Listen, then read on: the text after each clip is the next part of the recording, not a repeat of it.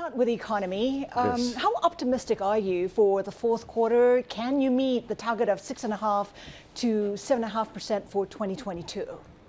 Well, I think we will be able to manage at least 7% for the last year, and we are hoping to exceed, and I think it will happen. We will be able to exceed our projections of 6.5% growth for next year. For this year, and again, we're optimistic that the growth rate can actually go beyond 6.5 and hover maybe around 7%. That is for 2022 or 2023? For 23.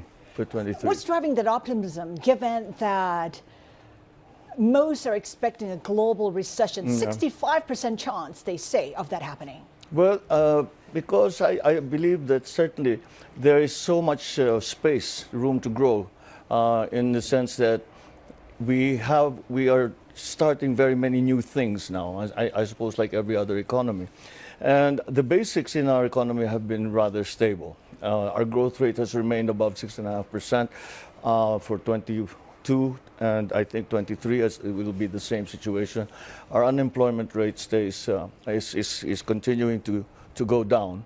And for that, once I look at the unemployment rate, and so long as the unemployment rate is not at an alarming level, then it's quite likely that you will not have to go through a recession. So that's what we're counting on. The problems, of course, that we face are similar to other countries, and inflation is actually the one thing that we are having to deal with, and having to intervene in many ways so that to bring inflation back down. Inflation at a 14-year high. Onions costing about $11 per kilogram, and the ordinary people are not able to afford that. What else can you do?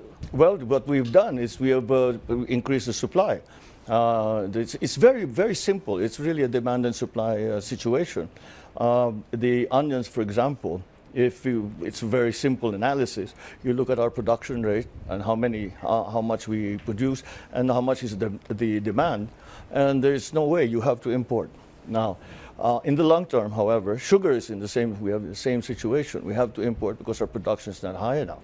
But the long term solution, of course, would be to increase production, and that's what we are working on. So these are measures that we are doing. These interventions are, I think, until we get in place the systems that will start to get our production levels up. But that's the long term. How successful do you think you've been as agricultural chief, given where prices are right now? Well, I think we can say that we have started already to rationalize the system, because there has been the imports, illegal and legal, have been a problem. Mostly the illegal imports that have been going through. And at the very beginning, it was almost impossible for us to determine how many onions there were, how much we had in country, because some of it was smuggled in and we didn't know where they are and what they were, where they came from. So that we've rationalized that now, and our importation schedules are well established and well understood, and all done in keeping with the consultations that we've had with all the stakeholders, including the onion growers in the Philippines. Right. I want to talk about the South China Sea. You have said that you want to resume talks on oil exploration in the South China Sea with China. How do you think you can break that stalemate? Oh, that's a difficult thing to have to do, because the impasse really has occurred in the application of law, and both sides say that this area belongs. We say it's just a maritime territory of the Philippines, and of course China claims the same, and therefore the application of law is the local law. Is the Chinese side insists that it has to be the Chinese law, the Philippine side the same. We may find a way around that, is be limited to exploration, and hopefully I think there's still some give and take possible. What are the red lines for the Philippines, and what are the areas you're willing to concede? Well, we cannot concede any of the territorial claims that are being made against our established territory. So that is the red line. That is something that will not move, and it's something that we cannot cross because it's a very slippery road from there. There are reports suggesting that China's militias swarming and perhaps looking to seize some of the land features.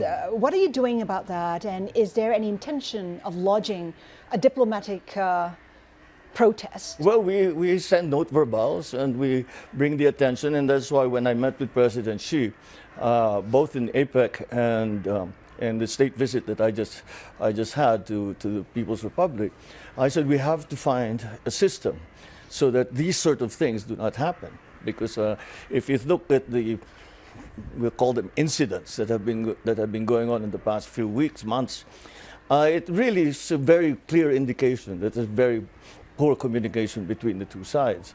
And I suggested, and I think we're going to establish it, is that we'll have a line of communication that is higher up. So that we have already a bilateral group that's working on the issues on the South China Sea, West Philippine Sea. And but I think I think that it should be raised to a certain level so that the members of that bilateral group can directly call their president. And so if there is a problem, if there is a decision that needs to be made, my team can call me directly, and the same for the Chinese side. Just very quickly, President Marcos, I'm just wondering, if China does seize some of those features, will the U.S. come to your rescue? Will it intervene? Just very quickly. Well, yes, they have already made that commitment. They have already made that commitment. And as a matter of fact, when there are certain reports that come in, some of the American ships come down and make their presence felt.